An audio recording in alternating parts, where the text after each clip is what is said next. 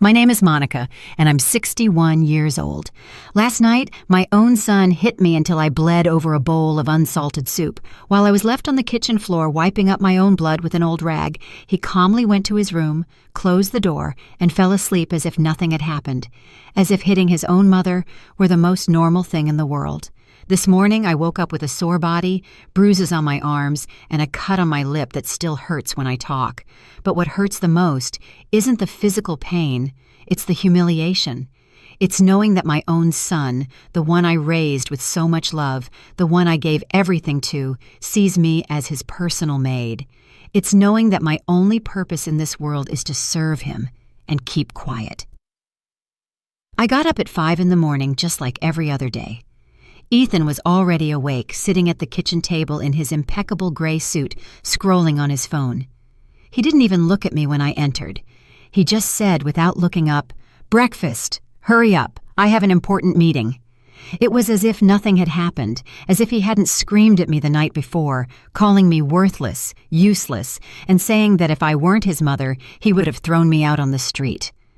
I prepared his scrambled eggs exactly the way he likes them, with 3 spoonfuls of shredded cheese, 2 slices of toasted bread, and black coffee with no sugar. Everything had to be perfect, measured to the last detail, because if anything is even slightly off, he explodes. And when Ethan explodes, I'm the one who pays the consequences. While he was eating breakfast, the sound of a key turning in the front door lock echoed through the house. It was a young, elegant woman named Savannah, his wife, who always greets me with a fake smile and treats me as if I'm invisible. She came in wearing a light green dress and high heels, kissed Ethan on the cheek, and sat at the table as if she owned the place. "Good morning, Mrs. Davis," she said to me in that sweet voice she only uses when Ethan is around. "How are you this morning?" I wanted to tell her that I woke up bruised by her husband, that I had bruises all over my back, that I couldn't take it anymore. But instead I smiled and said, "I'm fine, thank you." "Are you going to have some breakfast, Savannah?" I asked. Ethan shot me a warning look. His eyes were clearly saying, "One wrong word and tonight will be worse."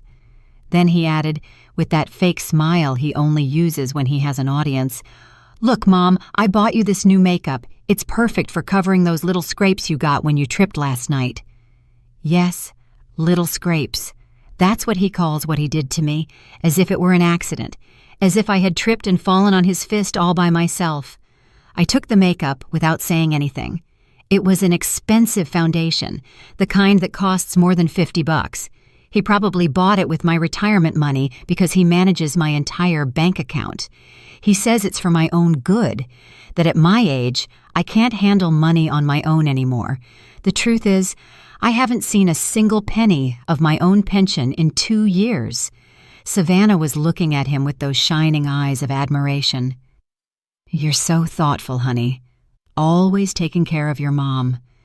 If only she knew.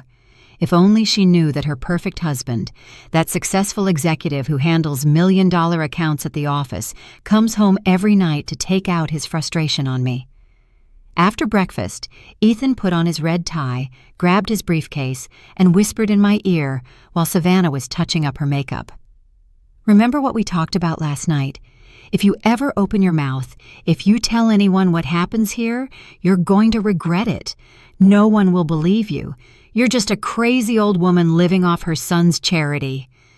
His words chilled me to the bone.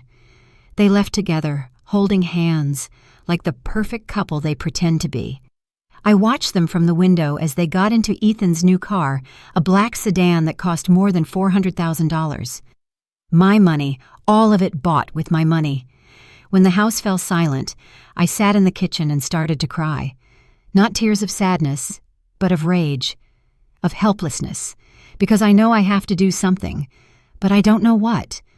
I know I can't keep living like this, but I also don't know how to get out of this nightmare.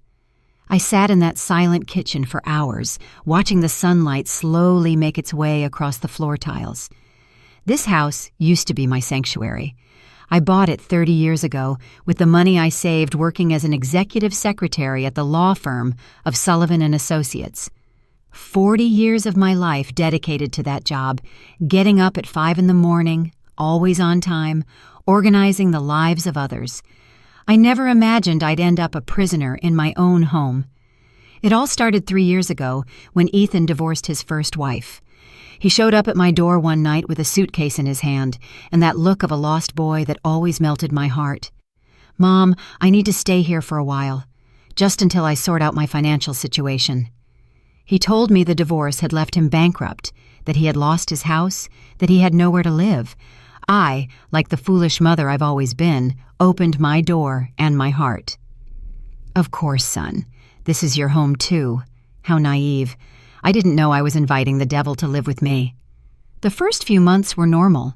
Ethan would get up early, go to work, come back at night, and we'd eat dinner together. He even helped me with the grocery shopping.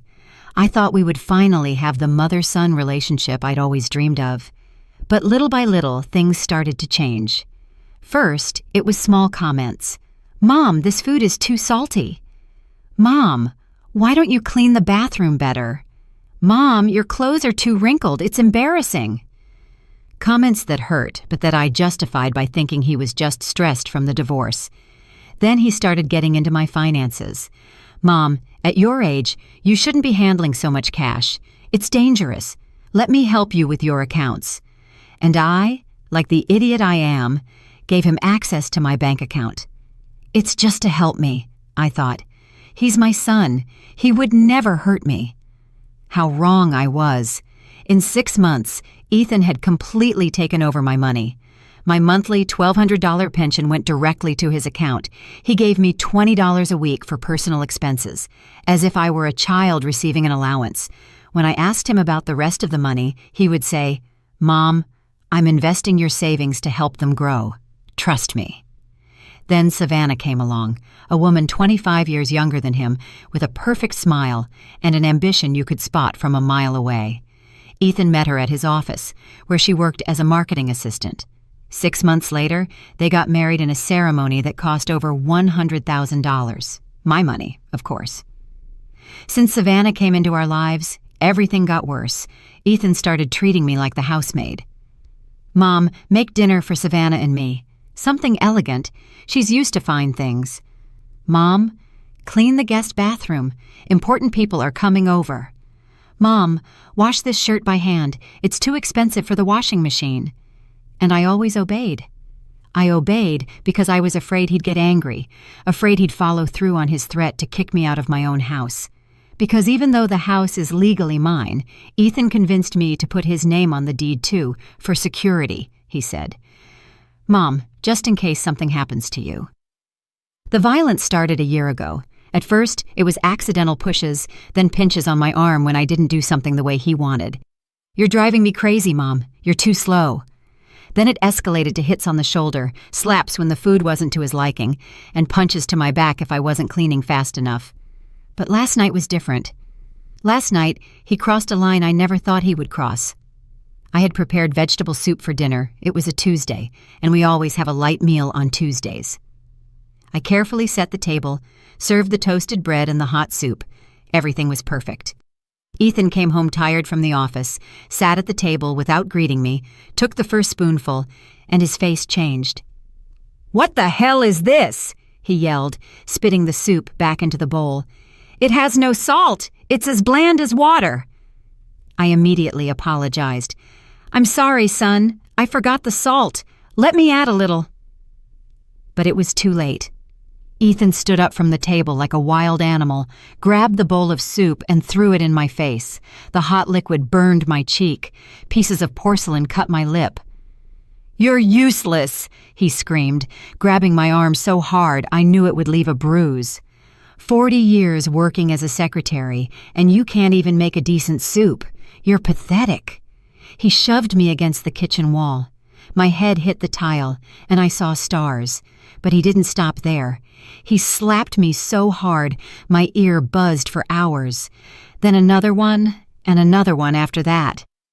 "Savannah is bringing her friends over for lunch tomorrow," he told me, while I covered my face with my hands. "I want you to prepare something special, and you'd better make sure it's perfect, because if you make me look bad, if you show even one sign of how pathetic you are, I swear to God I'll kick you out of this house." Then he calmed down, as he always does after he hits me. He bent down, helped me up, and wiped the blood from my lip with a napkin. "I'm sorry, Mom," he said in a soft voice. "I just get so frustrated seeing you like this. I know you can do better. It's all for your own good, so you'll learn." And he went to sleep peacefully, as if nothing had happened. I stayed awake all night in the kitchen, cleaning up the remains of the soup and the broken porcelain from the floor. Every little piece I picked up felt like I was picking up the fragments of my own dignity. My lip was still bleeding, but it wasn't just physical pain I was feeling anymore. It was something deeper, something darker. It was the realization that my own son, the person I loved the most in this world, had become my tormentor. As I cleaned, I started to remember how we got here. Ethan wasn't always like this. When he was a boy, he was sweet and affectionate. His father left us when he was 8 years old, and from then on it was just him and me against the world. I worked double shifts for years to give him everything he needed. I put him in the best private school I could afford. I bought him designer clothes, paid for piano lessons, English lessons, anything he asked for. Maybe that was my mistake.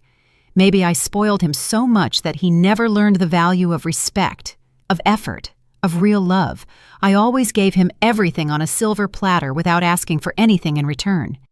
And now, 35 years later, I'm the one paying the consequences for my decisions. At dawn, I heard his footsteps coming down the stairs. My heart started to beat fast, as it always does when he's near. It's incredible how a person can live in a constant state of alert in their own home. He came into the kitchen already dressed in his black suit, checking his phone as he did every morning. This time, he didn't even ask for breakfast.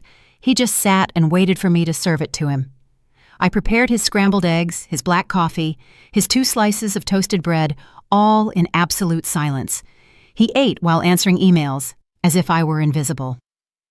At 7:30, Savannah arrived. This time she was wearing a tight yellow dress and high heels that echoed on the floor like hammer blows.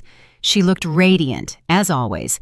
I wonder if she ever notices the bruises I have, the marks on my arms, the way I flinch every time Ethan raises his voice. "Good morning, Mrs. Davis," she said to me with that plastic smile. "How are you feeling today?" "Fine, thank you." I lied as always. "Are you going to have some breakfast?" "Just a coffee, please," she said. A light one with artificial sweetener. As I was serving her coffee, I noticed her observing me out of the corner of her eye. Her eyes stopped on my swollen lip, on the bruise peeking out from the collar of my blouse.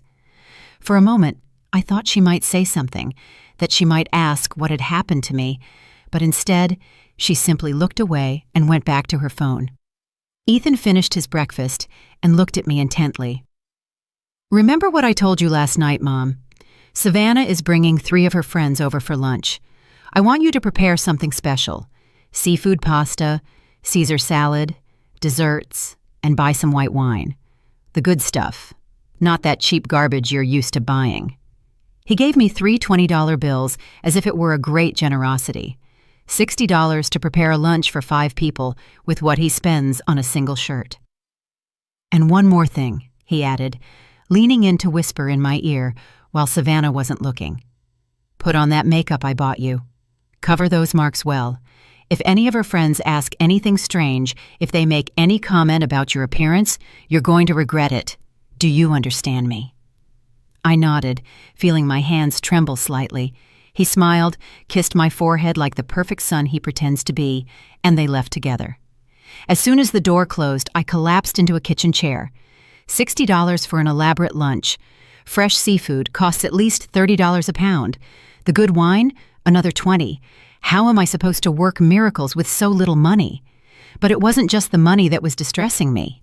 It was the pressure of having to act normal in front of Savannah's friends, of pretending to be the happy mother-in-law of a perfect family, when the reality is that I'm an abused woman in my own home.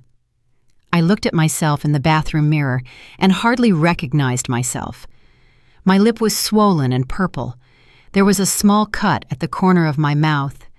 My eyes were red and puffy from all the crying. The bruise on my neck looked like a dark stain spreading toward my collarbone. I opened the makeup that Ethan had given me. It was an expensive imported brand of foundation, the kind that elegant women like Savannah use every day. I started applying it carefully, covering every mark, every bruise, every piece of evidence of what really happens in this house. As I put on my makeup, I couldn't help but think about all the times I had done this before. How many mornings I had woken up to hide bruises, to invent excuses about falls and accidents. I tripped on the table, the closet door slipped out of my hand. I fell down the stairs, one lie after another, to protect my son's reputation.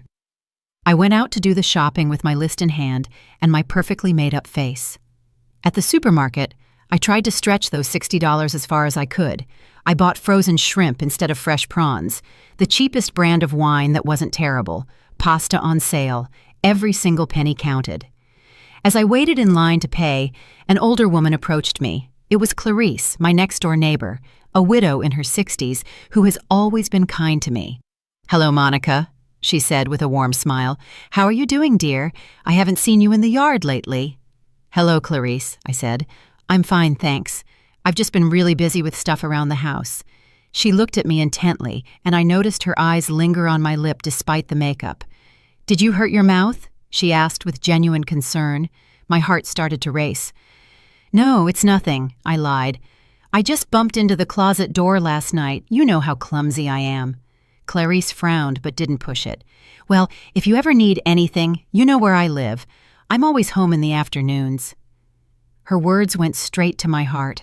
It had been so long since anyone had offered me genuine help, since anyone had treated me with true kindness. For a moment, I wanted to tell her everything, to beg for her help, to confess the nightmare I was living. But Ethan's voice echoed in my head. "If you ever open your mouth, if you tell anyone what happens here, you're going to regret it. No one will believe you. You're just a crazy old woman living off her son's charity." "Thank you, Clarice," I said simply. "You're very kind." I went back inside and started cooking like a madwoman. I had to have everything ready by noon when Savannah and her friends arrived. I cleaned the house from top to bottom, set the table with the good china, and arranged flowers in the center. Everything had to be perfect. While I cooked, I couldn't stop thinking about what Clarice had said. "If you ever need anything, you know where I live." Did she suspect something? Had she heard the screaming that came from my house at night? At 11:30, my phone rang. It was a number I didn't recognize. "Mrs. Davis?" a man's voice asked. "Yes, this is she." "This is the accountant from your son Ethan's company. We need to speak with you urgently about some discrepancies in the accounts. Could you come to the office this afternoon?" My heart stopped. Discrepancies. "I don't understand." "I'd rather not discuss this over the phone, Mrs. Davis. Can you come at 3 this afternoon? It's very important." I hung up, my hands trembling. What could Ethan have done at work? Why were they calling me? A bad feeling settled in my stomach, but I didn't have time to think about it anymore because Savannah and her friends were already arriving. The doorbell rang at exactly 12 o'clock. I took a deep breath, touched up my makeup one last time, and went to open the door. There was Savannah with her 3 friends, all dressed as if they were going to a fashion show. Expensive dresses, designer purses, shoes that cost more than my monthly pension. "Hello, Mrs. Davis," Savannah said in that sweet voice she saves for special occasions. "Let me introduce you to my friends. This is Beatrice.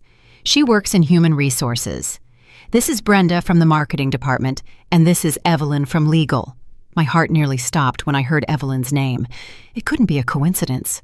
I looked at her closely, and sure enough, it was her, Evelyn Brooks, my younger sister, whom I hadn't seen in more than 2 years. Evelyn looked at me with the same surprise, but we both played it cool. She has always been smarter than me, more cunning.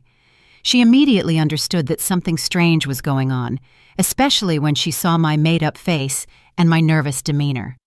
"It's a pleasure to meet you, Mrs. Davis," she said to me formally, as if she didn't know me. "Your daughter-in-law has told us so much about you." I invited them into the dining room, where I had put out my best tablecloth, the china I inherited from my mother, and the crystal glasses I only used for special occasions. Everything looked elegant, just as Ethan had demanded. I served lunch trying to keep my hand steady. The shrimp pasta had turned out well, despite the limited budget. The Caesar salad looked fresh. The bread was warm. I even managed to prepare a simple tiramisu for dessert. The women ate and talked about work, their lives, and their plans for the weekend. I went back and forth from the kitchen, serving more wine and clearing plates, like the perfect hostess I was supposed to be. But Evelyn's eyes never left me. I knew that look. It was the same one she used when we were kids, and she knew I was hiding something. Throughout the meal, she observed me discreetly, studying my every move. "The food is delicious," Beatrice commented. "Did you cook all of this yourself, Mrs. Davis?" "Yes, I love to cook," I replied with a forced smile. "It's a pleasure when it's for such lovely people as yourselves." "How lucky Ethan is to have such a dedicated mother-in-law," Brenda added. "It's hard to find women who are so devoted to the home these days." Savannah smiled proudly. "It's true. Mrs. Davis always takes care of everything. It's like having a housekeeper, but better because she does it with love." Her words stung me like daggers, but I kept my smile. A housekeeper. That's what she thought of me. Not a mother, not a person with rights and dignity, but a free servant. Evelyn cleared her throat. "And what did you do before, Mrs. Davis? Were you always a homemaker?" I paused, feeling a little pride for the first time in a long time. "I worked for 40 years as an executive secretary at the law firm of Sullivan & Associates. I retired 3 years ago." Evelyn's eyes lit up.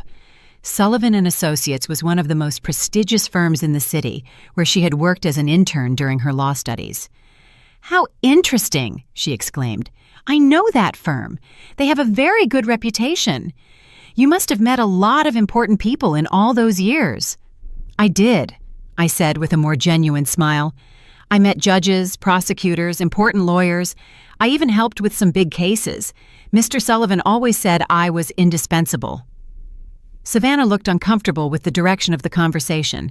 She didn't like me being the center of attention or having my professional accomplishments talked about. She quickly changed the subject. "Well, but now Mrs. Davis is retired and enjoying her well-deserved rest," she said with that fake smile. "Ethan takes care of everything, her finances, her needs. He's such a responsible son." Evelyn looked at me intently when Savannah said that. I know my sister, and I know those words sounded strange to her. A woman who worked 40 years at an important law firm doesn't need her son to handle her finances. The lunch continued with trivial conversation, but I could feel the tension growing.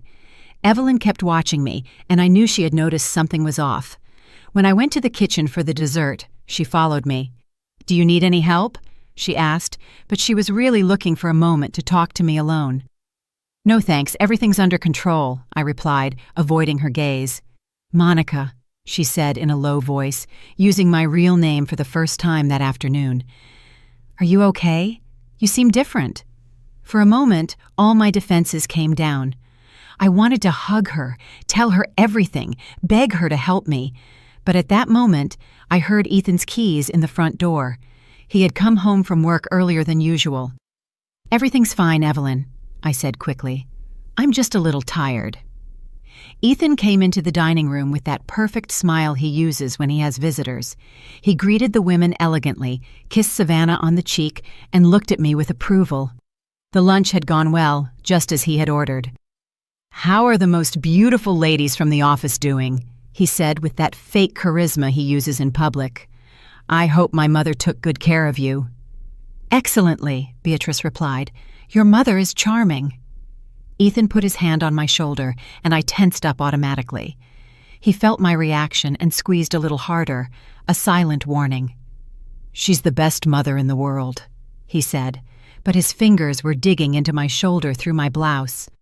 "Always looking out for everyone, always sacrificing herself for the family." The women started saying their goodbyes after dessert. Evelyn was the last to leave, and before she went out the door, she took my hand. "It was a pleasure to meet you, Mrs. Davis," she said in a loud voice for Ethan to hear, but then she whispered in my ear, "We'll see each other soon." When they were all gone, Ethan closed the door, and his expression changed completely.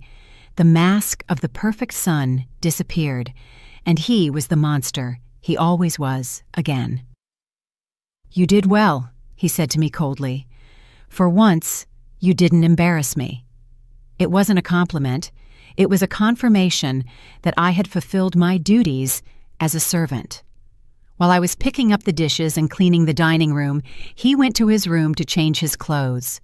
But before he left, he reminded me, "By the way, the technician is coming tomorrow to check your computer.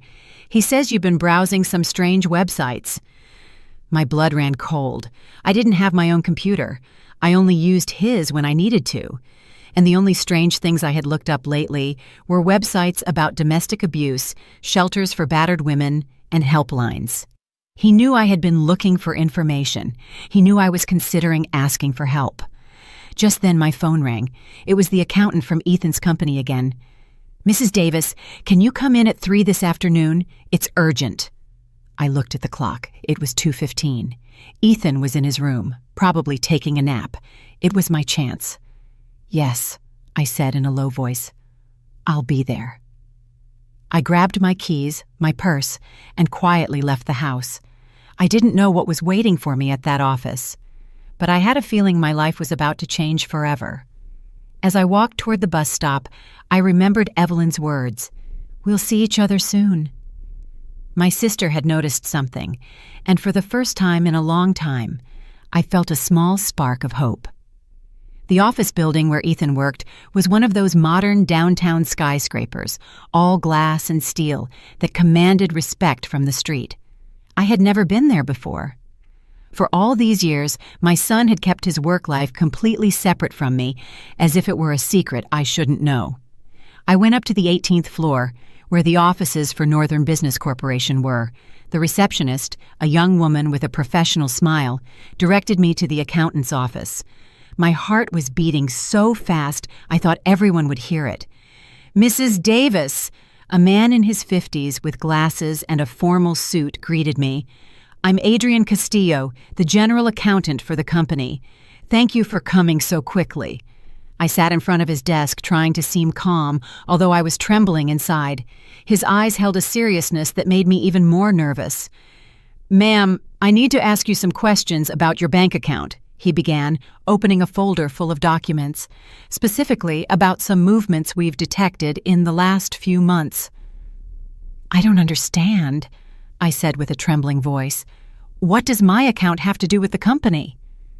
Adrian looked at me with a mix of pity and concern. "Mrs. Davis, we have discovered that your son Ethan has been using company funds to make transfers to your personal bank account, transfers that are then withdrawn from your account." I felt as if I had been hit in the stomach. That can't be true. Ethan is an exemplary employee. He would never do something like that. "I'm afraid he has," Adrian said, showing me a series of documents. "In the last 6 months, he has diverted more than $50,000 of corporate funds. The money first appears in his personal account, but immediately after, it's transferred to the account he shares with you." My world collapsed. $50,000. My son wasn't just physically abusing me, he was using me as an unwitting accomplice in his thefts. "But I didn't know anything," I said desperately. "He manages my entire bank account. I don't authorize any transfers." "We know," Adrian said gently. "That's why I called you before proceeding legally. We need you to file a formal complaint for the misuse of your bank account. It's the only way to clear your name in this matter." I felt nauseous. Not only was I a victim of domestic violence, but now I was also a victim of financial fraud. And worst of all, my own son had turned me into his accomplice without my knowing. "What will happen to Ethan?" I asked, though I already knew the answer. "If you file the complaint, he will be arrested for corporate fund embezzlement and fraudulent use of bank accounts. These are serious crimes that can lead to between 5 and 10 years in prison." I left that office in a state of total shock. I walked the downtown streets for hours with no direction, trying to process all the information. My son was a thief, a criminal, and I had been his tool without my knowing it. When I finally got home, it was 6 in the evening. Ethan was in the living room watching television, as if it were a normal day. When he saw me come in, he looked at me with that expression of superiority he always used. "Where have you been?" he asked in an accusatory tone. "I got home from work and you weren't here. The house was a mess after lunch. For the first time in years, I looked him directly in the eyes without lowering my gaze. I was at your office. His expression changed immediately. The mask of control cracked for a second, and I could see the fear in his eyes. What did you say? I was at your office, Ethan. I spoke with the accountant. I know what you've been doing. He got up from the couch slowly, like a predator preparing to attack. I don't know what you're talking about, Mom. I think you're confused. $50,000, I said, feeling my voice grow firmer. $50,000 you've stolen from your company using my bank account. Ethan approached me, and for the first time in a long time, I didn't back away. Something had changed inside me that afternoon. Maybe it was knowing that I wasn't alone, that there were other people who knew the truth. Listen to me, you stupid old woman, he said in a low, threatening voice.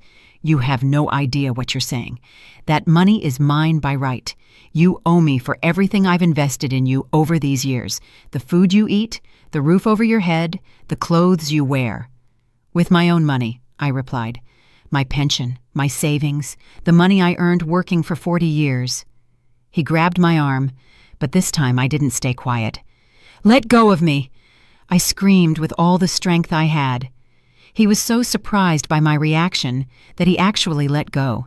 For 3 years, I had been his silent victim, and now for the first time, I was screaming at him. You're crazy, he said, but his voice didn't sound so confident anymore. No one will believe you. You're a senile old woman who doesn't even know what she's saying. The accountant believed me, I told him. The documents speak for themselves. The transfers are registered. Everything is documented. Ethan was silent for a few seconds, processing the information. Then his expression hardened even more. If you open your mouth, if you file any kind of complaint, I swear I'll destroy you. He threatened me. This house is also in my name. I can kick you out on the street tomorrow, and without my help, without my money, you'll die alone like a dog. But for the first time, his threats didn't terrify me. There was something different in me, a strength I didn't know I had. I'm not afraid of you anymore, Ethan, I told him, and as I said it, I realized it was true. For the first time in 3 years, I'm not afraid of you. He raised his hand to hit me, but just at that moment, the doorbell rang. It was Clarice, my neighbor. Monica! She was yelling from outside. Monica, is everything all right? I heard screaming. Ethan slowly lowered his hand. He couldn't hit me with a witness nearby. His reputation was too important to him. Go see what she wants, he said through gritted teeth, and you'd better not say anything strange. I went to open the door, my legs trembling. Clarice was there with a worried expression, holding a casserole dish. Hello, dear, she said to me. I brought you some stew I made, but I heard loud voices and got worried. Over her shoulder, I saw there was another woman with her. It was Evelyn, my sister. She had on casual clothes and had her hair tied back, but I recognized her immediately. Hello, Evelyn said, pretending she didn't know me. I'm new to the neighborhood and was just visiting Mrs. Davis. I hope we're not bothering you. Ethan appeared behind me, his fake smile perfectly in place. No problem at all, ladies. My mother was a little worked up because she burned the dinner. You know how older women get about these things. Clarice looked at him with an expression I couldn't decipher.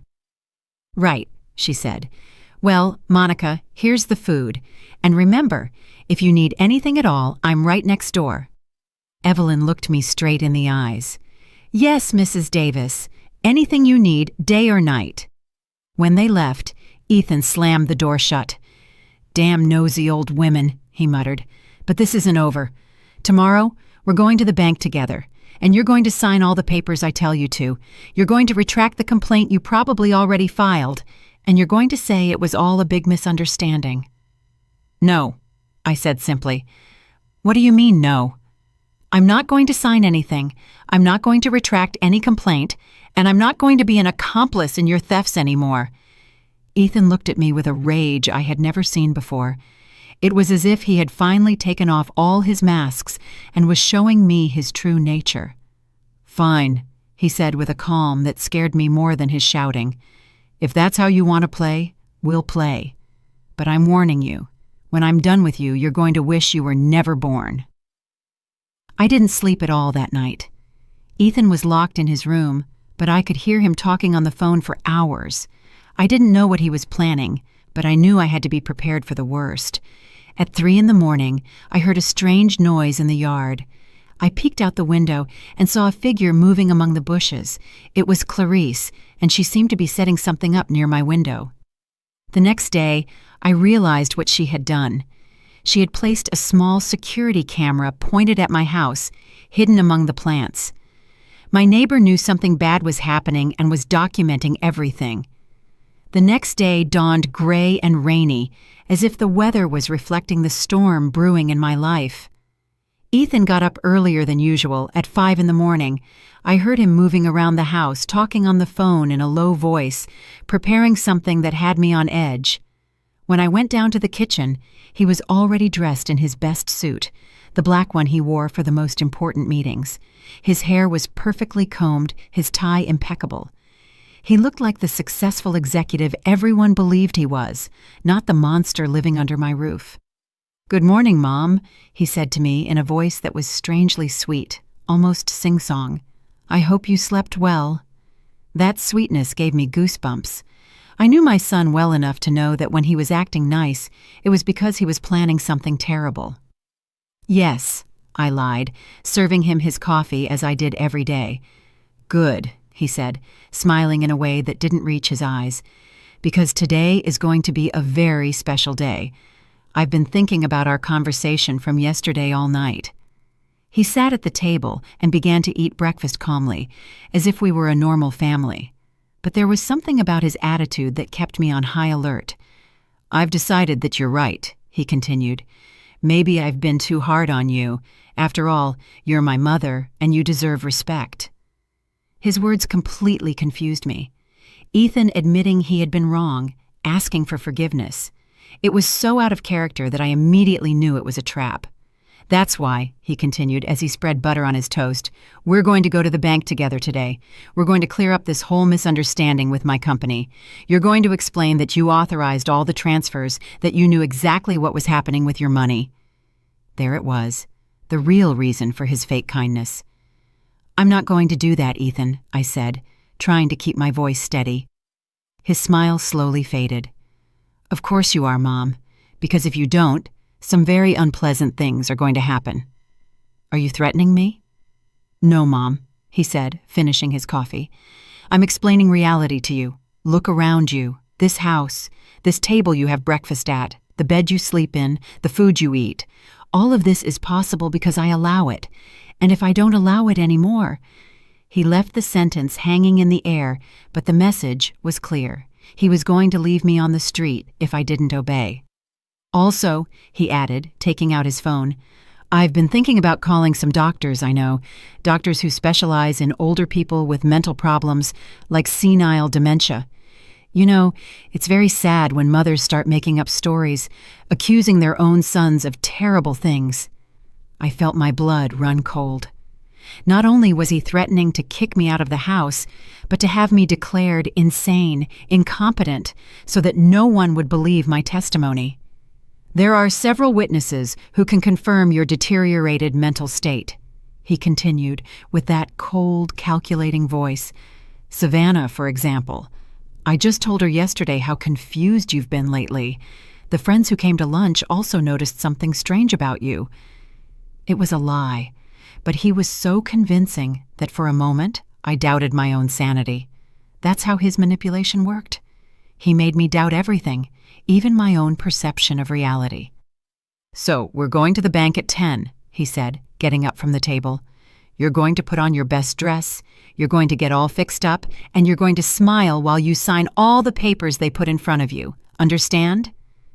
I didn't answer him. I just started collecting the breakfast dishes, trying to buy myself some time to think. "I'm talking to you," he shouted, and all trace of his fake kindness disappeared. Understood, I mumbled, hating myself for being such a coward. Ethan went to his office, but before he left, he warned me, "Don't even think about leaving this house. Don't even think about talking on the phone with anyone." I'll be back at 9:30 to take you to the bank." As soon as the door closed, I collapsed into a kitchen chair and started to cry. Not tears of sadness, but of pure rage. Rage against him, but most of all, rage against myself for letting things get to this point. I stayed that way for a few minutes until I heard a soft knock at the back door. It was Clarice, with an urgent look on her face. "Monica, open up fast," she whispered through the glass. "It's important." I opened the door, and she quickly came in, looking all around to make sure we were alone. "I heard everything," she told me without preamble. "I have the camera set up near your kitchen window. I recorded your whole conversation with your son." My heart started to beat faster. "Everything," she said. "The threats, the blackmail, the way he talked to you. I have evidence that he's forcing you to lie about the stolen money." For the first time in days, I felt a spark of hope. "What can we do with that?" Clarice smiled. "I have a friend who works at the D.A.S office. Her name is Brenda, and she specializes in domestic abuse and financial fraud cases. But I need you to come with me right now." "I can't," I said, feeling fear take over again. "Ethan told me not to leave the house. If he finds out—" "Monica," Clarice said, taking my hands, "listen to me closely. If you go to that bank today and you sign those papers, your son will be free of all charges. He'll keep stealing money and he'll keep abusing you. But on top of that, you'll be considered a willing accomplice in his thefts." She was right. If I signed those papers, not only would I lose my dignity, but I would also become a criminal in the eyes of the law. "But if I don't go," I said with a trembling voice, "he'll follow through on his threats. He'll kick me out of the house. He'll say I'm crazy. He won't be able to do any of that," Clarice interrupted me, "because we're going to present the evidence before he can act. Brenda told me that with the recordings I have, they can arrest him immediately." I looked at the clock. It was 8:30. Ethan would be back in an hour. "Are you sure your friend can help me?" "Completely sure.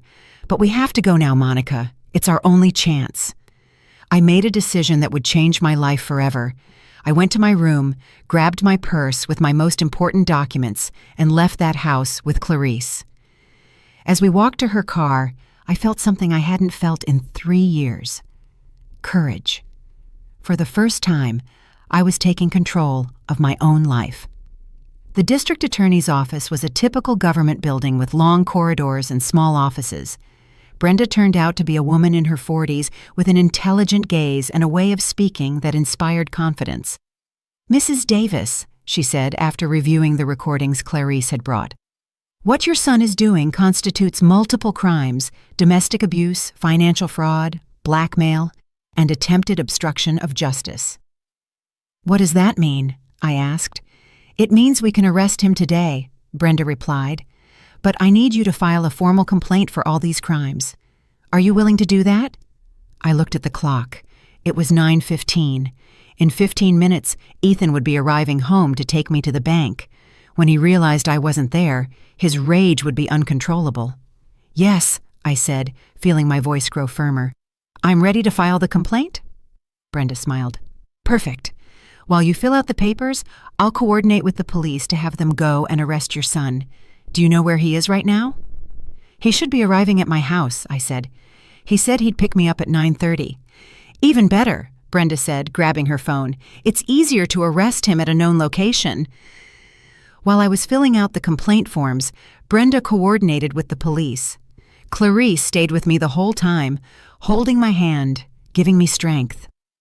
"Are you sure about this, Monica?" she asked me. "Once we sign these papers, there's no turning back." "I've never been more sure of anything in my life," I replied. At 10:30, Brenda's phone rang. It was the police, confirming that they had arrested Ethan at my house. They found him screaming like a madman, breaking things, and looking for me all over the house. "He's in custody," Brenda told me. "The charges are serious. It's very likely he won't be able to get bail." I felt as if a 1,000-pound weight had been lifted from my shoulders. For the first time in 3 years, I knew I was going to sleep without fear. When we got back to my house that afternoon, the place looked like a battlefield. Ethan had destroyed practically everything in his path before the police arrested him. The couch cushions were torn, there were broken dishes all over the kitchen floor, and the family photos that hung on the walls were in pieces. "My God," Clarice whispered, looking at the destruction. "How could he do all this in such a short time?" I knew the answer. I knew the blind fury of Ethan when things didn't go his way. I had seen that rage before, but never directed at inanimate objects. Usually, I was the target of his anger. Brenda, who had come with us to document the damage, was taking photos of everything. "This will serve as additional evidence of his violent behavior," she explained. "Destruction of property during an episode of rage. The judge will see exactly what kind of person your son is." While we were cleaning up the broken glass and picking up the pieces of my former life, my phone started ringing insistently. It was an unknown number. "Don't answer it," Brenda warned me. "It's probably him calling from jail. Let it go to voicemail." Indeed, when I checked the messages, it was Ethan's voice, but it sounded completely different. It was no longer the threatening monster from the morning. It was the scared child he pretended to be when he wanted to manipulate me. "Mom," his voice said, breaking in the recording. "Mom, please, come get me out of here." "It was all a misunderstanding. I never meant to hurt you. You know I love you. You're the most important thing in my life. Please, Mom, don't let me rot in this jail. I'm your son, your only son." He had left 5 similar messages, each one more desperate than the last. In the last one, he was even crying. "It's part of his manipulation strategy," Brenda explained to me. "First, violence and threats. Now, victimhood and guilt. It's a typical pattern in abusers." Even though I rationally understood what was happening, hearing my son cry broke my heart. For 35 years, he had been my baby, my reason for living. It was hard to separate the monster he had become from the boy he once was. "Are you okay?" Clarice asked, noticing my expression. "It's complicated," I admitted. "I know I did the right thing, but he's still my son." That night, Clarice insisted that I stay at her house. "Your house isn't safe right now," she told me. "Ethan has friends, and maybe even Savannah. Someone might come looking for revenge." She was right. In the voicemails, Ethan had mentioned that Savannah was handling things from the outside. I didn't know exactly what that meant, but I was afraid to find out. Clarice's house was small but cozy. It had a guest room with a twin bed and a small desk. "It was my daughter's room before she got married," she explained. "Now it's yours for as long as you need it." For the first time in 3 years, I went to bed without fear. I didn't have to worry about Ethan's footsteps in the hallway, his late-night screaming, or waking up to punches. It was a strange, almost unsettling feeling. Peace can also be scary when you're not used to it. The next day, Brenda called me early with news. "Ethan's bail hearing is today at 2 in the afternoon," she informed me. "The judge will decide if he can be released from jail while he waits for his trial." "What are the chances he'll be released?" I asked, feeling fear return. "With the evidence we have, very slim, but I need you to come and testify at the hearing. Your testimony will be crucial for the judge to understand the danger he poses." The hearing was in a small courtroom. Ethan was sitting at the defense table, wearing an orange jumpsuit. When he saw me come in, his expression changed completely. He was no longer the repentant child from the voicemails. He was pure, contained rage. Savannah was sitting in the public benches, elegantly dressed as always, but she looked haggard, as if she hadn't slept in days. When our eyes met, I saw something in her eyes that surprised me: shame. The judge was an older man in his 60s with a serious but fair look. He reviewed all the documents before beginning. "Mrs. Davis," he said to me when it was my turn to testify, "tell me in your own words what you have been living through in your home for the last few years." I took a deep breath and began to speak. I told them about the beatings, about the control over my money, about the threats, about the constant humiliation. My voice broke at times, but I kept talking. When I mentioned the $50,000 he stole, I saw Ethan tense up in his seat. His lawyer, a young man in an expensive suit, tried to object constantly, but the judge silenced him. "And what did your son tell you yesterday morning regarding your testimony?" the judge asked. "He threatened to have me declared mentally incompetent if I didn't lie for him. He told me he would kick me out on the street and that I would be left with nothing." The judge reviewed the recordings Clarice had made. He listened to them in their entirety with headphones while the whole courtroom waited in silence. "Mr. Ethan Davis," the judge said when he was done, "the evidence presented shows a clear pattern of domestic abuse, financial fraud, and witness intimidation. Considering the seriousness of the charges and the risk you pose to the victim, your request for bail is denied. You will remain in custody until the date of your trial." Ethan exploded. "This is an injustice," he shouted, standing up. "That crazy old woman is making everything up. I'm a respectable citizen. I have rights." The guards had to hold him as he continued to scream. "You're going to regret this, Mom. When I get out of here, I'm going to make you pay for every day I spend in this jail." His threats echoed throughout the courtroom, confirming exactly what I had testified about his violent character.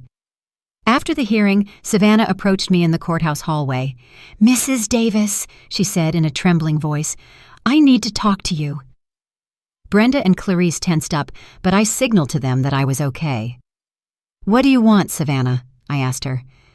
"I want to apologize," she said, and for the first time since I had known her, her voice sounded genuine. "I knew something wasn't right in that house.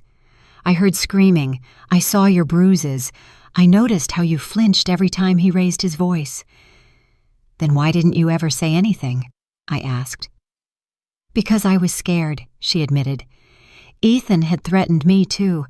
He told me that if I ever betrayed him, he would destroy my career, my reputation, and I was a coward. I let you suffer alone because I was afraid of losing my comfortable life." Her eyes filled with tears. "When they arrested him yesterday, I found documents in his home office. He hadn't just been stealing money from his company. He had also been stealing from my personal account. We've been married for 2 years, and I never realized he was a fraudster." "What are you going to do now?" I asked her. "I'm going to file for divorce immediately," she said with determination, "and I'm going to testify against him at his trial. I've already spoken with a lawyer. I want to collaborate with the D.A. office to make him pay for everything he did to us." When we left the courthouse, I felt something I hadn't experienced in years: genuine hope. Not only had I managed to escape from my son, but now I had allies in my fight for justice. That afternoon, as we walked back to Clarice's house, Brenda gave me more good news. "The company where Ethan worked wants to reach an agreement," she informed me. "They're willing to not press additional charges against you if you cooperate by returning the stolen money. Also, as an acknowledgement that you were a victim of fraud, they're going to pay you a compensation of $20,000. $20,000. It was more money than I had had available in the last 3 years. "What about my house?" I asked. "Ethan said it was in his name, too." "We checked the documents," Brenda said, smiling. "Your son lied. The deed is still only in your name. He forged some papers, but legally, the house is completely yours." For the first time in a long time, I started to see a possible future. A future where I could live without fear, where I could make my own decisions, where I could be the owner of my own life. But I also knew that Ethan wasn't going to give up easily. His threats at the hearing had been clear. This war was just beginning. 3 weeks after Ethan's arrest, my life had completely changed, but not in the way I expected. Although I was physically safe at Clarice's house, psychologically, I was still his prisoner. I had developed a constant paranoia that kept me awake most nights. Every noise made me jump. Every car that stopped in front of the house made me run to the window. Every unknown phone call gave me a panic attack. Brenda had explained that it was normal, that after years of abuse, the fear doesn't disappear overnight. "It's post-traumatic stress disorder," she had told me. "Your mind and body are used to living in a constant state of alert. It's going to take time to heal." But there was more than just simple trauma. Ethan had managed to get messages to me from jail, messages that chilled me to the bone. The first one came through a different lawyer, one who wasn't his official representative. It was a handwritten letter in the handwriting I knew so well. "Dear Mom," it said, "I hope you're enjoying your little victory. I hope you feel very brave for betraying me. But I want you to know something. This isn't over. I know things about you that no one else knows. Secrets you kept for 40 years working at that law firm. Things that could ruin not only your reputation, but your freedom." My heart stopped when I read those lines. What secrets? During my 40 years as a secretary at Sullivan & Associates, I had handled confidential information, of course, but I had never done anything illegal. Remember the case of Williams versus the state? Mom, the one from 15 years ago. I found the documents you hid, the ones you altered to help Mr. Sullivan win that multi-million-dollar case. Documents that, if they come to light, could send you to prison for obstruction of justice. My hands started to tremble violently. I vaguely remembered the Williams case. It had been a difficult case where the firm represented a pharmaceutical company accused of concealing fatal side effects of a medication. Mr. Sullivan had asked me to organize some documents to remove certain memos that could hurt his client. I had thought it was normal, that it was part of my job as a secretary. I never fully understood the legal implications of what I had done. But Ethan was right. I had technically altered evidence in a court case. I have copies of everything, Mom. And if you don't drop the charges against me, if you don't come and publicly apologize for your lies, those documents are going to end up in the D.A. quote, S. hands. Imagine the headlines: 61-year-old secretary arrested for complicity in covering up drug deaths. The rest of the letter detailed exactly how he was going to destroy my life if I didn't obey. He had media contacts. He knew journalists who would pay well for a story of judicial corruption. My photo would be in all the newspapers. My name would be forever associated with a scandal. When Clarice found me crying with the letter in my hands, she immediately called Brenda. "This is clear blackmail," Brenda said after reading the letter. "But we need to know if his threats have any basis. What exactly do you remember about the Williams case?" I told her everything I remembered, including the instructions Mr. Sullivan had given me about reorganizing the documents. "Did you know that what you were doing could be illegal?" she asked me. "No," I said honestly. "I was just following orders. Mr. Sullivan told me it was normal procedure to protect client confidentiality." Brenda sighed. "Legally, ignorance is no excuse. If you really altered evidence, even if it was without criminal intent, you technically did commit a crime." My world collapsed all over again. Just when I thought I had escaped from Ethan's clutches, he found another way to control me. "What do I do?" I asked desperately. "If I drop the charges, he gets out and he'll kill me. If I don't, I go to jail for something I did 15 years ago without knowing it was illegal." "First, calm down," Brenda told me. "Second, we're going to investigate exactly what documents your son has and how he got them. And third, we're going to look for ways to minimize the legal damage if it turns out there really is evidence against you." The next few days were a legal investigation nightmare. Brenda worked with a team of lawyers specializing in old cases to review the entire Williams case file. Meanwhile, I lived in a constant state of terror, waiting for them to come and arrest me at any moment. Clarice was my salvation during those dark weeks. Not only did she give me refuge in her home, but she became the sister I never had. Every night she would sit with me while I cried, make me chamomile tea to help me sleep, and constantly remind me that I wasn't alone. "No matter what happens," she would tell me, "we're going to face it together. You're no longer that scared woman who lived under her son's terrorism." But I felt exactly like that scared woman. Ethan had achieved what he wanted. He had returned me to the state of fear and hopelessness that had been my life for 3 years. A week later, the second letter arrived, even crueler than the first. "I see you haven't learned your lesson, Mom. I see you still think you can defy me. That's fine. Now everyone is going to find out what kind of person you really are." Along with the letter, there was an envelope with photographs. Photographs of documents, indeed. Internal memos from the firm of Sullivan & Associates with my handwriting on them, where I had written notes in the margins, dates that had been altered, and pages that were missing from original files. These photos are going to be in the newspaper tomorrow night if you don't come and visit me in jail before Friday. You'll come alone, without lawyers, without witnesses, and you'll bring a signed letter asking to drop all the charges against me because it was all a misunderstanding caused by your mental deterioration. My mental deterioration, that accusation that chilled my blood all over again. If you don't come, not only will these photos be in the newspapers, but you'll also see the recordings. Recordings? What recordings? Did you think I didn't know you had cameras installed in the house? Mom, did you think I was that stupid? I have recordings too. Recordings of you accepting cash from clients at the firm. Money you never reported as income. Tax evasion, Mom. Another 15 years in prison. This time, it wasn't just blackmail. It was all-out psychological warfare. Ethan had been preparing for this situation for months, maybe years. He had collected evidence, planned every move, and anticipated my rebellion. When Brenda read the second letter, her expression became very serious. Monica, I need you to tell me the complete truth about your time at the firm. Anything you might have done, any irregular situation, any money you received outside of your salary. I told her about the cash Christmas bonuses that Mr. Sullivan gave me every year, money I never declared because I thought they were personal gifts.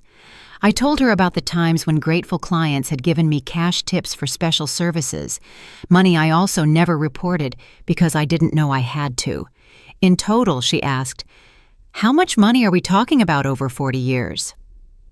Maybe $1,000, I said with shame. Brenda quickly calculated. With interest and penalties, we'd be looking at a tax debt of about $40,000. But the most serious thing was that it was technically tax evasion. My son had built a perfect trap. If I reported him, he would destroy me with evidence of my own mistakes. If I didn't report him, he would remain free to abuse me and steal money. There's a third option, Brenda said, after thinking for a long time. An option neither of you will expect. We get ahead of him. We voluntarily confess all your mistakes before he can use them as blackmail. And we use that confession to show that your son is a master manipulator who exerts psychological control over his victims, even from jail. It was a risky gamble. It meant publicly admitting I had committed crimes, facing possible legal consequences, and exposing myself to public humiliation. But it also meant taking away Ethan's main weapon, my secret. If we do this, Brenda continued, your son loses all his power over you. He can no longer blackmail you because there's nothing left to hide. I looked out the window at my house, which remained empty and shattered across the street. That house represented my past, my mistakes, my fears, but it also represented my future, my freedom, my chance to start over. Let's do it, I finally told her. I'm tired of living in fear. I'm tired of my son controlling my life from a jail cell. Brenda smiled. Tomorrow we're going to give Ethan the surprise of his life. The day we decided to fight back arrived faster than I expected. Brenda had organized a press conference for 2 p.m, where I would voluntarily confess all my past mistakes before Ethan could use them against me. It was a risky strategy, but it was our only chance to regain control of the situation. That morning, I woke up with a mental clarity I hadn't felt in years. For the first time since Ethan's arrest, I wasn't afraid. I had made a decision that would change my life forever, and strangely, I felt at peace with it. Clarice helped me get ready. I put on my most serious gray dress, the one I used for formal occasions when I worked at the firm. I put on a little bit of makeup, just enough not to look haggard, but without trying to hide who I really was. Are you sure about this, Monica? Clarice asked me for the 5th time that morning. Once you say those words in public, there's no going back. I'm completely sure, I replied, surprised by the firmness of my own voice. For 3 years, I lived as a prisoner in my own home, out of fear of the consequences. I'm not going to remain a prisoner of my past mistakes. At noon, Brenda called me with unexpected news. Monica, something extraordinary just happened. Raphael Miller, Ethan's boss at the company, wants to talk to you before the press conference. Raphael was the man who had discovered Ethan's thefts, the same man who had turned ashen when he found out the truth. I didn't understand why he wanted to talk to me. We met in Brenda's office. Raphael was a man in his 50s with gray hair and a presence that commanded respect. When he saw me come in, he immediately rose from his seat. "Mrs. Davis," he said to me in a warm but serious voice. "First, I want to apologize. If I had supervised Ethan better, if I had paid attention to the red flags, maybe we could have prevented you from suffering so much." His words surprised me. "You had no way of knowing what was happening in my house." "Maybe not," Raphael said, sitting down in front of me. "But I did have a way of knowing that something strange was going on with the company's finances. Your son's thefts didn't start 6 months ago. They started 2 years ago." My heart stopped. 2 years. 2 years, Raphael confirmed. Small amounts at first, so small that we attributed them to accounting errors. But when we started investigating after your complaint, we discovered he had been stealing systematically for a long time. Brenda leaned forward. "How much money are we talking about in total?" $130,000, Raphael said, "which went directly to accounts he controlled, including your bank account." I felt nauseous. Not only had I been a victim of physical and psychological abuse, but I had been the unwitting tool in a massive robbery for 2 entire years. "But there's more," Raphael continued. "When Ethan was arrested, our legal department decided to investigate more deeply. We discovered he had been forging reports, manipulating contracts, and even selling the company's confidential information to competitors." "Why are you telling me this?" I asked. Raphael smiled for the first time since the conversation had started. "Because we want to offer you a job, Mrs. Davis." A job. During our investigation, we reviewed your work history. 40 years at Sullivan and Associates. Impeccable references. Experience with complex cases. We need someone with your experience to help us rebuild everything your son destroyed. I couldn't believe what I was hearing. Instead of facing arrest and public humiliation, I was being offered a chance to start over. "The salary would be $4,000 a month," Raphael continued, "plus health benefits, plus a special compensation of $50,000 as recognition for the damage we unintentionally caused you. $4,000 a month was more than 3 times my current pension, and $50,000 in compensation. Suddenly my future didn't look so hopeless. "But there's one condition," Raphael added. "We need you to testify at your son's trial. Your testimony will be crucial to ensuring he pays for all his crimes, not just the ones he committed against you." "Of course," I said without hesitation. "I'll do whatever it takes." At 2 in the afternoon, the press room was full of journalists, cameras, and microphones. Brenda had invited all the local media, explaining that a victim of domestic violence would be making an important statement about blackmail from jail. When I sat in front of those cameras, I felt a different fear from the one I had experienced for years. It wasn't fear of Ethan, it wasn't fear of the beatings or the threats. It was fear of freedom, fear of the responsibility of being the owner of my own life. "My name is Monica Davis," I began, looking directly into the cameras. "I'm 61 years old, and for the last 3 years, I have been a victim of domestic violence by my son, Ethan Davis." I told my complete story. The beatings, the financial control, the threats, the systematic theft of my money. But I also told the part that Ethan expected me to keep secret. "During my 40 years working as a secretary at the law firm of Sullivan and Associates, I made mistakes," I said, feeling my voice grow firmer with each word. Mistakes that I didn't know were illegal at the time, but that I now recognize as such. I explained the Williams case, the altered documents, the unreported money, everything. I held nothing back. "My son discovered these mistakes, and he has been using them to blackmail me from jail. He threatened to publicly expose me if I didn't drop the charges against him. Today, I am here to take that weapon away from him. I would rather face the consequences of my mistakes than continue to be a victim of his manipulation." The room was completely silent. The journalists were taking furious notes. The cameras were recording every word. I want to send a message to all the women who are being abused by their sons, husbands, or partners, I continued. Emotional blackmail, financial control, threats of exposure, they are all forms of abuse. Don't let the fear of public judgment keep you as a prisoner. Freedom is worth more than reputation. After the press conference, Brenda informed me that the D.A. quote, S office had decided not to press charges against me for my past mistakes. Your voluntary confession, combined with the fact that you were a victim of blackmail, makes you more useful as a witness than as a defendant, she explained. That night, for the first time in months, I returned to sleep in my own house. Clarice insisted on staying with me for the first few nights until I felt completely safe. As I lay down in my own bed, in my own house, I felt something I hadn't experienced in 3 years: total control over my own life. Ethan was still in jail, facing multiple charges that would likely keep him there for many years. His blackmail had lost all its power because I no longer had any secrets to hide. My phone rang. It was a number from the jail, but this time I wasn't afraid to answer. "Mom!" It was Ethan's voice, but it sounded completely defeated. "I saw your press conference on the news. And what do you think of it?" I asked him with a calmness that surprised me.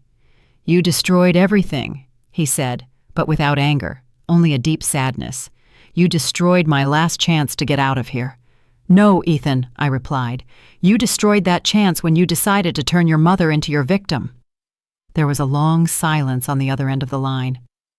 "Are you ever going to forgive me?" he finally asked. "Someday," I said honestly. "When you pay for what you did, when you seek real help to change, when you understand the damage you caused, someday I might be able to forgive you, but I'm never going to forget." I hung up the phone and turned it off. Tomorrow, I would start my new job, my new life. But that night, I just wanted to sleep peacefully in my own home, without fear, without threats, without blackmail. For the first time in 3 years, I was completely free. And although the path had been painful, although I had to face my own mistakes publicly, and although I had lost the relationship with my son forever, I knew I had made the right decision. Ethan had learned that victims can become strong, that secrets lose power when they are exposed to the light, and that justice, although slow, eventually arrives. And I had learned that it is never too late to reclaim your own life, no matter how many years you have lived in the shadows. This was my story of liberation. A story that I hope inspires other women to break their own chains, no matter who put them there.